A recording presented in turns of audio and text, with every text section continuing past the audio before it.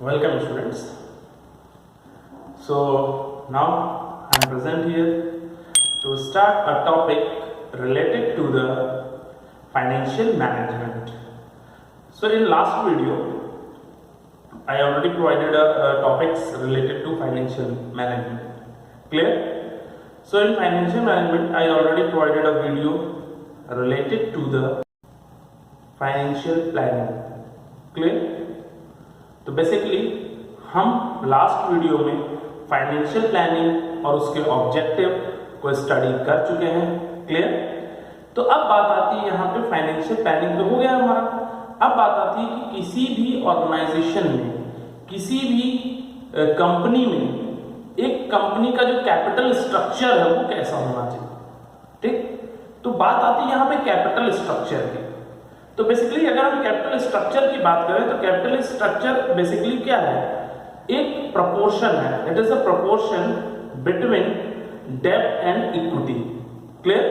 Basically capital structure यही बताता है कि कितना फंड हमने डेब्ट के थ्रू रेज किया है, कितना फंड हमने इक्विटी के थ्रू रेज किया है, और कुछ नहीं है कैपिटल स्ट्रक्चर. क्लियर? कि हम सोचे कैपिटल स्ट्रक्चर कोई बहुत ही डिफिकल्ट टॉपिक है, ऐसा कुछ भी नहीं है. It's very simple. How much fund raised from equity and debt? Only it should be find out from the capital structure. Clear? तो बेसिकली कैपिटल स्ट्रक्चर क्या बता रहा है, यही बता रहा है कि कितना फंड हम बोरोड फंड के थ्रू रेज कर रहे हैं और कितना फंड हम ओनर्स फंड के थ्रू रेज कर रहे हैं. क्लियर? जैसा कि हमने 11th में पढ़ा होगा कि बोरोड फंड होते हैं और ओनर्स फंड होते हैं. क्लियर? तो अगर हम बात कर रहे हैं बोरोड फंड की, तो बोरोड फंड को हम क्या कहते हैं, डेब्ट कहते हैं, जिन्हें हमें क्या है एक पर्टिकुलर टाइम पीरियड के बाद क्या करना होता है, रिटर्न करना होता है, वापस करना होता है, जिससे भी हमने पैसा लिया है. ठीक है? और ये लॉन्ग टाइम के लिए लिया जाता है. बेसिकली आपका डेब्ट और इक्विटी दोनों ही लॉन्ग टाइम है. क्लियर? लॉन्ग टाइम पर्पस से. बट जो डेब्ट है वो आपको एक पर्टिकुलर टाइम पीरियड के बाद वापस करना है. बट जो इक्विटी के थ्रू हमने फंड रेस किया है, यानी ओनर्स फंड के थ्रू फंड रेस कर रहा है, वो फंड आपका रिफंडेबल नहीं है. मीन्स उसे हमें रिटर्न करने की जरूरत नहीं है, वो हमारे साथ बिजनेस में एज इट इज मेंटेन रहेगा. क्लियर? आगे बात समझ. तो देखिए एक चीज और समझिएगा डिफरेंस. ये जो कैपिटल स्ट्रक्चर है हमारा, जहां पे हम डेब्ट और इक्विटी के प्रोपोर्शन को फाइंड आउट करते हैं, जिसे हम फाइनेंशियल लेवरेज भी कहते हैं. Financial leverage basically it is a proportion between डेब्ट and equity. Means how much fund should be raised from equity and how much fund should be raised from डेब्ट. Clear? तो एक कंपनी कितना डेब्ट के थ्रू फंड रेज करे, कितना equity के थ्रू, यही हम कैपिटल स्ट्रक्चर में स्टडी करने वाले हैं. क्लियर? तो चलिए ये बात जानने से पहले हमें ये जान लेना है कि डेब्ट क्या और इक्विटी क्या है. तो मैं जैसा कि आपको बता चुका हूं, डेब्ट हमारा क्या है, लॉन्ग टर्म बोरोइंग है, लॉन्ग टर्म फंड है, या कह सकते हैं नॉन करंट लायबिलिटी है किसी भी कंपनी के लिए. ठीक है? जिसे हमें एक पर्टिकुलर टाइम पीरियड के बाद रिटर्न करना है. मींस ये फंड क्या होता है, ये लायबिलिटी तो रिडीम हो जाएगी. मींस ये पैसा हमें वापस करना होगा जिससे हमने लिया है. क्लियर? आगे बात समझ में. और इसके थ्रू अगर हम डेब्ट के थ्रू फंड रेज करते हैं तो कंपनी को चाहे प्रॉफिट हो चाहे लॉस हो, कंपनी को उसे उसका इंटरेस्ट पे करना पड़ेगा. मींस इस पे जो भी इंटरेस्ट होगा डेब्ट के ऊपर वो कंपनी को पे करना है, चाहे कंपनी को प्रॉफिट हो या लॉस हो. यहाँ पे प्रॉफिट और लॉस से कोई मतलब नहीं. Interest should be paid, must be paid. Clear? अब ये बात आती है इक्विटी की. तो इक्विटी के केस में क्या होता है, अगर हम इक्विटी के थ्रू फंड रेज करते हैं, तो इक्विटी के थ्रू अगर हम फंड रेज करें तो हमें जो भी फंड मिल रहा है वो फंड लॉन्ग टाइम के लिए है और ये नॉन रिफंडेबल फंड है. मींस ये कंपनी की एक तरह से परमानेंट कैपिटल है और इसे हमें किसी को रिफंड करने की जरूरत नहीं है. क्यों? क्योंकि ये फंड जो है कंपनी के लॉस को भी बियर करता है. अगर कंपनी को लॉस होता है तो कंपनी कभी भी इक्विटी के थ्रू जो भी फंड रेज किया जाए उनको ना डिविडेंड पे करती है, किसी भी तरह का उन्हें रिटर्न कंपनी नहीं पे करती है जिनके थ्रू हम फंड रेज कर रहे हैं. क्लियर? इक्विटी. आगे बस तो यहाँ पे कंपनी लॉस के केस में उन्हें कुछ भी डिविडेंड या कोई भी रिटर्न नहीं पे करती है. कब पे करती है? जब प्रॉफिट होगा केवल. आगे बस. क्लियर? ये एक डिफरेंस है इन दोनों के बीच. ठीक? चलिए अब हम बात करते हैं कि जो हमारा कैपिटल स्ट्रक्चर है इसको कौन कौन से पॉइंट से जो अफेक्ट करते हैं, कौन कौन से फैक्टर्स हैं जिनकी हेल्प से हम ये डिसीजन ले पाते हैं कि हमारा जो कैपिटल स्ट्रक्चर है वो कैसा होना चाहिए. मींस कितना फंड हमें इक्विटी के थ्रू रेज करना चाहिए और कितना फंड हमें डेब्ट के थ्रू रेज करना चाहिए. क्लियर? तो चलिए देखते हैं हम फैक्टर्स अफेक्टिंग कैपिटल। फर्स्ट हमारा जो फैक्टर है वो है कैश फ्लो पोजीशन। क्लियर? तो बेसिकली कैश फ्लो पोजीशन क्या कहता है? ये शो करता है कि how much company have cash, how much company have capability to maintain their liquidity. Means company के पास कितना कैश अवेलेबल है अपनी लिक्विडिटी को मेंटेन करने के लिए। तो बेसिकली कैश फ्लो पोजीशन के बारे में पहले भी पढ़ चुके हैं। कैश फ्लो पोजीशन यही बताता है कि कंपनी के पास कितना कैश अवेलेबल है बिजनेस में। क्लियर? तो बेसिकली अगर किसी भी कंपनी के पास सफिशिएंट कैश है, मींस कैश अच्छा मेंटेन कर रखी है, लिक्विडिटी उस कंपनी की अच्छी है, तो वो कंपनी क्या है, अपने सारे एक्सपेंसेस को पे करने के लिए कैपेबल है। मींस जो भी उसके एक्सपेंसेस हैं। क्लियर? मींस अगर उसको डिवेंचर होल्डर्स को या डेप्ट होल्डर्स को हमें कुछ भी इंटरेस्ट पे करना है या कोई भी हमें अदर एक्सपेंसेस पे करने हैं, ठीक है, फंड को रेज करने के लिए, तो हम कैपेबल है उनको पे करने के लिए। ठीक है? तो हम इन एक्सपेंसेस को अगर पे करने के लिए कैपेबल है, तो अब हम किस फंड के थ्रू या किस सोर्स के थ्रू फंड रेज करें। ठीक? तो यहां पे हमें ध्यान देना है। तो यहां देखिए दो चीज ध्यान देंगे। पहली चीज, अगर हमारी कैश फ्लो पोजीशन अच्छी है, मींस कंपनी के पास सफिशिएंट कैश है अपने एक्सपेंसेस को पे करने के लिए, तो कंपनी क्या करेगी, ज्यादा से ज्यादा फंड डेब्ट के थ्रू रेज करेगी। ऐसा क्यों? क्योंकि कंपनी के पास अगर कैश होगा तो कंपनी अपने इंटरेस्ट को पे करने के लिए कैपेबल होगी। यानी जो भी हमारे डिवेंचर होल्डर्स हैं उनको जो इंटरेस्ट हमें पे करना है वो हम इजीली उन्हें पे कर सकेंगे। क्लियर? तो ये बात हो गई हमारी। ठीक? अब हम इसके बाद आते हैं कि अगर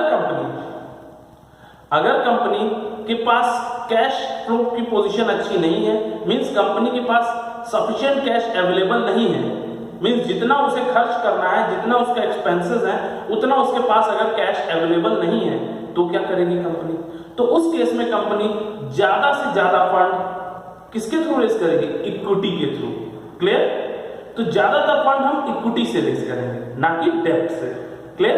तो इसीलिए ये डिफरेंस है हमारा कैश फ्लो पोजीशन में। अगर हमारे पास कैश फ्लो अच्छा है, हमारे पास कैश की कंडीशन अच्छी है बिजनेस में, तो हम किसके थ्रू रेज करेंगे? ज्यादातर फंड डेब्ट के थ्रू। लेकिन अगर हमारी कंडीशन कैश फ्लो पोजीशन अच्छी नहीं है, फंड ज्यादा अवेलेबल नहीं है कैश के फॉर्म में, तो हम इक्विटी के थ्रू फंड रेज करेंगे, क्योंकि हम नॉर्मल एक्सपेंसेस को या जो भी हमारे लॉन्ग टर्म एक्सपेंसेस हैं उनको हम पे करने के लिए कैपेबल नहीं है।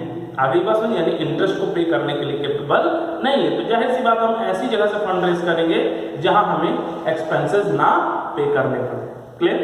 तो ये तो बात हो गई हमारी कैश फ्लो पोजीशन की। चलिए अब आते हैं नेक्स्ट पॉइंट है इंटरेस्ट कवरेज रेशियो। ये क्या कह रहा है? Basically interest coverage ratio is the proportion between earning before interest and tax and interest on debt which are paid. Clear?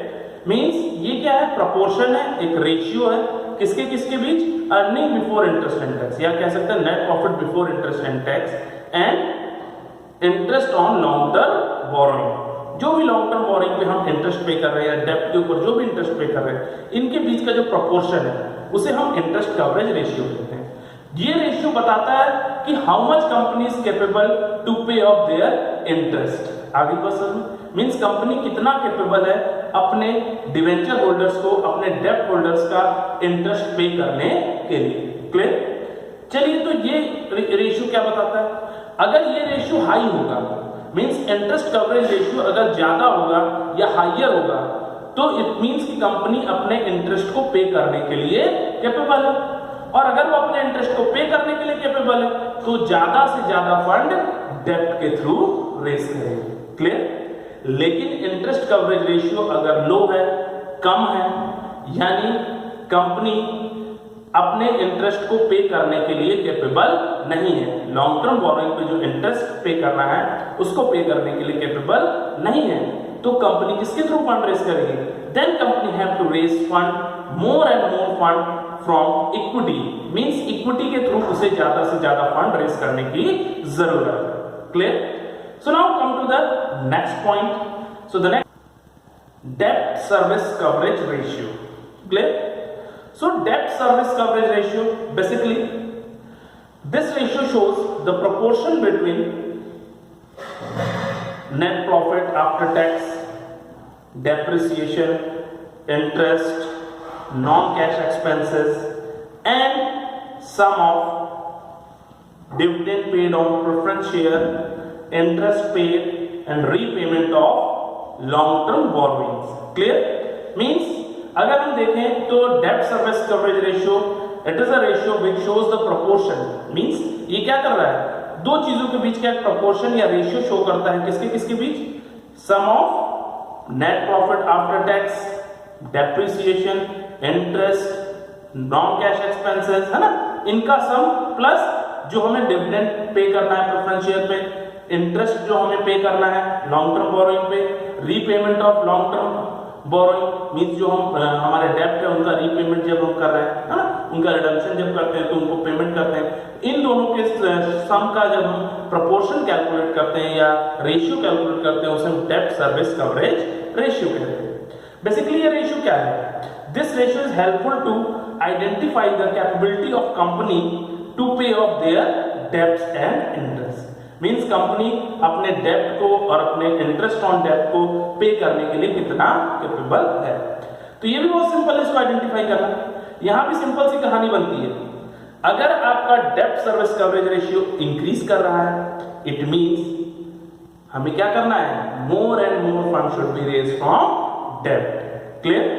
और अगर हमारा डेब्ट सर्विस कवरेज रेशियो डिक्रीज कर रहा है, it means we have to raise more and more fund from equity. Clear? तो ध्यान दीजिएगा, अगर इंक्रीज है तो डेब्ट, डिक्रीज है तो इक्विटी. जितने भी अभी हमने केस पढ़े ये थर्ड कंडीशन है. तीनों केस में यही हो रहा है कि अगर कंडीशन अच्छी है, इंप्रूव हो रही है तो हम डेब्ट के थ्रू फंड रेज करते हैं. अगर कंडीशन डाउन जा रही है, बेकार है हमारी, तो हम इक्विटी के थ्रू फंड रेज करते हैं. क्लियर? तो सेम यहाँ पे वही कंडीशन है. अगर हमारा बिजनेस कैपेबल नहीं है, मींस कैपेबल है इंटरेस्ट को पे करने के लिए, रीपेमेंट करने के लिए, तो हम डेब्ट के थ्रू फंड रेज करते हैं. लेकिन अगर हमारी कंपनी कैपेबल नहीं है, यानी ये रेशियो डाउन है, लोअर है, तब हम इक्विटी के थ्रू फंड रेज करते हैं. क्लियर? चलिए अब हम आते हैं इसके बाद डेब्ट सर्विस कवरेज रेशियो के बाद नेक्स्ट पॉइंट पे, return on investment. So return on investment means क्या है? Return on investment is also a proportion between net profit before interest and tax and capital employed. Clear? Basically, जो भी हमारा net profit after interest and tax, sorry, before interest and tax आ रहा है और जो हमारा capital employed है, इन दोनों के बीच का जो proportion है उसी को हम return on investment कहते हैं. Clear? तो basically return on investment क्या है? It shows the capability of company to earn capability of earning. Basically ये क्या बता रहा है? It shows the capability of earning, means how much company have to earn from their capital investment. Means company ने जो पैसा invest किया है उसके थ्रू कंपनी कितना अर्न करेगी, उसे हम क्या कहते हैं? Return on investment. क्लियर? तो सिंपल सी बात है, यहाँ पे भी वही सेम कंडीशन है. Return is, if return is higher then we have to raise more and more fund from डेब्ट. क्योंकि अच्छा रिटर्न है तो जाहिर सी बात है कि हम सारे इंटरेस्ट को, एक्सपेंसेस को पे करने के लिए कैपेबल हैं. ठीक है? तो हम डेब्ट के थ्रू फंड रेज करेंगे. If return is lower means ज्यादा अर्निंग नहीं हो रही है तो हम एक्सपेंसेस को पे करने के लिए कैपेबल नहीं है, तो जाहिर सी बात है हम ज्यादा से ज्यादा फंड इक्विटी के थ्रू रेज करेंगे. तो ये ध्यान रखिएगा, हायर डेब्ट, लोअर इक्विटी. इतना ही तो याद रखना है. A B C D E. D पहले आता है, ई बाद में आता है, इसलिए डी पहले है तो अगर ऊपर है तो डी है, नीचे है तो डी के बाद ई है, इसलिए इक्विटी नीचे होगा. यानी नीचे है तो हमें इक्विटी के थ्रू फंड रेज करना है, ऊपर जा रहा है तो हमें डेब्ट के थ्रू. क्लियर? आ गई बात समझ में? अल्फाबेट में सबसे पहले डी आता है देन ई आता है, इसलिए अगर हमारा ऊपर जा रहा है तो डी है, नीचे जा रहा है तो ई. क्लियर? आ गई बात समझ में? ये ध्यान रखना आपको. तो इस बेसिक कॉन्सेप्ट को समझिएगा जरूर. क्लियर? तो चलिए देखिए अब आगे आते हैं हम लोग नेक्स्ट टॉपिक, कॉस्ट ऑफ डेब्ट. क्या है हमारा? कॉस्ट ऑफ डेब्ट. बेसिकली कॉस्ट ऑफ डेब्ट क्या कहता है? कॉस्ट ऑफ डेब्ट कहता है means expenses which are incurred for raising a fund from डेब्ट. मींस डेट मतलब debenture, bond, mortgage, public deposit, इन सारे सोर्सेस ऑफ फंड के थ्रू अगर हम फंड रेज करते हैं तो उसमें जो खर्च आ रहा है उसे हम कॉस्ट ऑफ डेब्ट कहते हैं। क्लियर? तो बात आती है इसका कॉस्ट ऑफ डेब्ट का क्या मतलब है। तो जाहिर सी बात है, अगर हमें इन सारे सोर्सेस के थ्रू फंड रेज करने का खर्च ज्यादा है, एक्सपेंस ज्यादा है, तो हम क्या करेंगे? डेब्ट के थ्रू फंड रेज करेंगे। बोलिए कि इक्विटी के थ्रू फंड रेज करेंगे। क्लियर? तो यहां पे ध्यान देना है, अगर हमारा कॉस्ट कम है तो हम डेब्ट के थ्रू फंड रेज करेंगे, अगर हमारी कॉस्ट ज्यादा आ रही है डेब्ट से रिलेटेड तो हम इक्विटी के थ्रू फंड रेज करेंगे। यहां पे हमारा चेंज हो गया। क्या हो गया? चेंज हो गया, क्योंकि खर्चे की बात है। आगे बस समझ। तो यहां हमारा क्या है, जहां पे खर्च ज्यादा आएगा हम उसके थ्रू फंड रेज नहीं करेंगे, जहां पे खर्च कम आएगा हम उसके थ्रू फंड रेज करेंगे। तो अगर कॉस्ट ऑफ डेब्ट हमारी हाइयर है तो हमें उसके थ्रू फंड रेज करने की जरूरत नहीं है। तो लोअर कॉस्ट ऑफ डेब्ट होगी तो हम उसके थ्रू फंड रेज करेंगे, अगर हाइयर कॉस्ट ऑफ डेब्ट होगी तो हम इक्विटी के थ्रू रेज करेंगे। फिर हम डेब्ट के थ्रू फंड रेज नहीं करेंगे, क्योंकि उससे हमें खर्च ज्यादा होगा, खर्च ज्यादा होगा तो लॉस होगा। क्लियर? फिर आते हैं हम लोग नेक्स्ट, टैक्स रेट। ठीक, अब हम बात करते हैं tax rate. What is tax rate? ठीक, so tax rate basically tax which is charged by the government which is always deducted from the source of earning. Basically government क्या करती है, हर किसी की इनकम पे टैक्स चार्ज कर रही है ना, ये तो गवर्नमेंट का रेवेन्यू। तो गवर्नमेंट क्या करती है, हमारी इनकम पे टैक्स चार्ज करती है। तो इसी तरह से अगर हम किसी भी कंपनी में इन्वेस्टमेंट करते हैं तो कंपनी आपको रिटर्न देती है, यानी कंपनी जो भी रिटर्न अपने शेयर होल्डर्स को या डिवेंचर होल्डर्स को रिटर्न देती है तो वो शेयर होल्डर्स के लिए अर्निंग है। तो उस अर्निंग पे जो गवर्नमेंट है टैक्स वो सोर्स से ही काट लेती है। सोर्स मतलब जहां से वो इनकम जनरेट हुई है, यानी कंपनी के पास से। तो कंपनी के पास से ही गवर्नमेंट उस टैक्स को डिडक्ट कर लेती है। उसे हम कहते हैं टैक्स डिडक्टेड एट सोर्स या tax deduction at source. Means जहां से अर्निंग क्रिएट हुई है, जहां से हमें प्रॉफिट हुआ है, वहीं पे जाके गवर्नमेंट ने पहले ही टैक्स ले लिया। क्लियर? तो इस केस में देखिए क्या होता है, अगर टैक्स लग रहा है मींस कि ये हमेशा आपके डेब्ट और इक्विटी को इफेक्ट करेगा। भाई जाहिर सी बात, आपकी अर्निंग 1 लाख हुई थी, उसमें से अगर गवर्नमेंट 10,000 रुपए टैक्स काट लेगी, 20,000 रुपए आपका टैक्स काट लेगी, तो क्या होगा भाई, आपके पास तो अब 80,000 आ रहा है ना, यानी जो शेयर होल्डर है उसके पास तो 80,000 पहुंच रहा है। तो उस केस में देखिए क्या करती है, अगर जितना भी हाइयर टैक्स रेट होगा, मींस गवर्नमेंट अगर टैक्स रेट को बढ़ाती है तो ये शो करता है कि कंपनी को ज्यादा से ज्यादा फंड डेब्ट के थ्रू रेज करना चाहिए, क्योंकि टैक्स रेट जब हाई होगा, ठीक है, तो कंपनी क्या करेगी, अपने प्रेफरेंस शेयर होल्डर या इक्विटी शेयर होल्डर्स को ज्यादा डिविडेंड नहीं पे कर पाएगी, क्योंकि ज्यादातर तो टैक्स में कट जाएगा, और जब ज्यादा डिविडेंड नहीं पे कर पाएगी तो उसकी एक इमेज भी खराब होगी। इसलिए वो कोशिश करती है कि ज्यादा से ज्यादा फंड वो डेब्ट के थ्रू रेज करे। क्लियर? और सेम इसी तरह से अगर टैक्स रेट लोअर है, यहाँ पे वही कंडीशन अप्लाई होगी, हाइयर डेब्ट, लोअर तो इक्विटी। तो यानी वही सेम चीज है, अगर टैक्स हाइयर होगा तो हम डेब्ट के थ्रू फंड रेज करेंगे, अगर टैक्स लोअर होगा तो हम इक्विटी के थ्रू फंड रेज करेंगे। इतना ध्यान रखना है, और ये कंडीशंस आपको एग्जाम में लिखनी है जब भी आपसे पूछा जाए। क्लियर? आते हैं next point, cost of equity. It is just like cost of डेब्ट, जैसे हमने कॉस्ट ऑफ डेब्ट को भी पढ़ा था, same as it is cost of equity है। क्लियर? मींस कि अगर हम इक्विटी के थ्रू फंड रेज करते हैं तो हमारी कॉस्ट क्या आ रही है, खर्च क्या आ रहा है उस पर। तो जाहिर सी बात है, अगर हमें इक्विटी के थ्रू फंड रेज करने में उस पर एक्सपेंस ज्यादा आ रहा है, हमें उस पर अदर एक्सपेंसेस ज्यादा पे करने पड़ रहे हैं, तो उस केस में हम क्या करेंगे, हम इक्विटी के थ्रू फंड रेज नहीं करेंगे, हम डेब्ट के थ्रू फंड रेज करेंगे। लेकिन अगर हमें इक्विटी के थ्रू फंड रेज करने से हमारी कॉस्ट कम आ रही है तो हम जाहिर सी बात है कि हम ज्यादातर फंड किसके थ्रू रेज करेंगे, इक्विटी के थ्रू रेज करेंगे। क्लियर? ये हो गया हमारा कॉस्ट ऑफ इक्विटी। क्लियर? अब आते हैं next point, flotation cost. What is flotation cost? Flotation cost basically expenses which are paid to the underwriters or agents or broker for raising a fund. Means basically company जो भी उनके broker हैं या intermediaries हैं या agents हैं, उनको जो भी कमीशन पे कर रही है या ब्रोकरेज पे कर रही है फंड रेज करने के लिए किसी भी सोर्स ऑफ फंड से, अगर हम फंड रेज करने के लिए जो भी ब्रोकरेज पे करते हैं या अंडरराइटर्स कमीशन पे करते हैं, उसे हम क्या कहते हैं, फ्लोटेशन कॉस्ट। फ्लोटेशन का मतलब ही है कि फंड जब हम रेस करते हैं, जो भी डिफरेंट मेथड्स यूज करते हैं फंड रेस करने के, तो उसे हम फ्लोटेशन कहते हैं। क्लियर? तो अब उसके लिए जो हम कमीशन पे कर रहे हैं या जो भी हम ब्रोकरेज पे कर रहे हैं वो क्या है हमारा फ्लोटेशन कॉस्ट। तो क्लियर? तो जाहिर सी बात है यहाँ पे अगर हमें फ्लोटेशन कॉस्ट हाइयर होगी तो जिस भी मेथड के थ्रू हमारी फ्लोटेशन कॉस्ट हाइयर होगी हम उसके थ्रू फंड रेज नहीं करेंगे। क्लियर? अगर हमें लगता है कि हमारे डेब्ट के थ्रू फ्लोटेशन कॉस्ट हाइयर है तो हम डेब्ट के थ्रू फंड रेज नहीं करेंगे, हम किसके थ्रू रेज करेंगे? इक्विटी के थ्रू।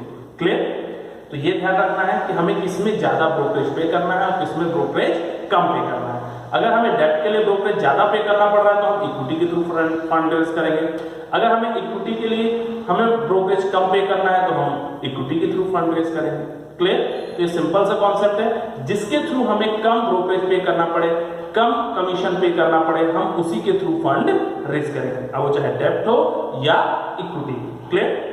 चलिए अब आते हैं हम लोग नेक्स्ट है risk consideration. Risk consideration means क्या होता है? रिस्क मींस होता है कि हमने रिस्क कितना हम उठाना चाह रहे हैं। बेसिकली अगर देखा जाए तो डेब्ट और इक्विटी में सबसे हैवी जो रिस्क है, रिस्की एलिमेंट है, रिस्की सोर्स ऑफ फंड है, वो हमारा डेब्ट है। व्हाई डेब्ट is a risky source of fund? Because अगर हम डेब्ट के थ्रू फंड रेज करते हैं तो हमें उसके लिए क्या करना है? हमें उसके लिए इंटरेस्ट पे करना कंपलसरी है, चाहे फर्म को कंपनी को प्रॉफिट हो या लॉस हो। कंपनी को प्रॉफिट होगा तो भी हमें इंटरेस्ट पे करना ही करना है, अगर लॉस होगा तब भी हमें इंटरेस्ट पे करना है अगर हमने डेब्ट के थ्रू फंड रेज किया। ठीक है?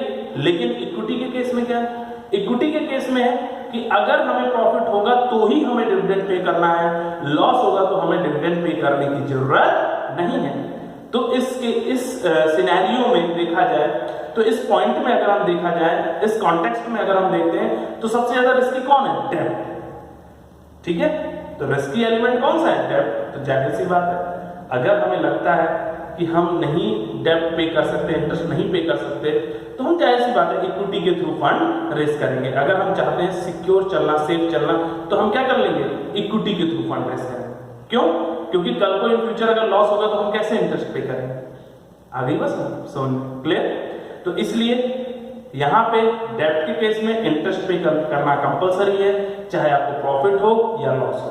बट इक्विटी के केस में हमें तभी डिविडेंड पे करना है जब कंपनी को प्रॉफिट होगा। क्लियर? तो ये बात हो गई हमारी रिस्क कंसिडरेशन से। क्लियर? अब आता है नेक्स्ट पॉइंट, फ्लेक्सिबिलिटी। फ्लेक्सिबिलिटी क्या है? फ्लेक्सिबिलिटी कहता है कि how much firm uses its debt potential. If the firm uses its debt potential, it loses the flexibility to use more debt. Clear? Means अगर debt potential को company ज्यादा use कर रही है या कितना यूज कर रही है, उसके बेस पे कंपनी उसकी फ्लेक्सिबिलिटी को गेन या लूज कर सकती है। क्लियर? तो सेम चीज है यहाँ पे कि अगर कंपनी को फ्लेक्सिबिलिटी को मेंटेन करना है then company should borrow a money from the डेब्ट। क्लियर? मींस उस केस में कंपनी को ज्यादा से ज्यादा फंड क्या करना है? डेब्ट के थ्रू।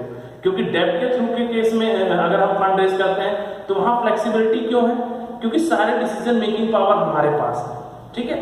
जो भी होगा डेब्ट तो क्या है, हमें तो बस केवल उसे इंटरेस्ट पे करना है, बाकी सब चीजें हम अपने अकॉर्डिंग चेंज कर सकते हैं। लेकिन अगर हम इक्विटी के थ्रू फंड रेज करते हैं तो हम बिजनेस को या अपनी फर्म को या कंपनी को फ्लेक्सिबल नहीं बना सकते। क्लियर? चलिए लास्ट पॉइंट है आपका कंट्रोल कंसिडरेशन। ठीक? अब आती है कंट्रोल की बात।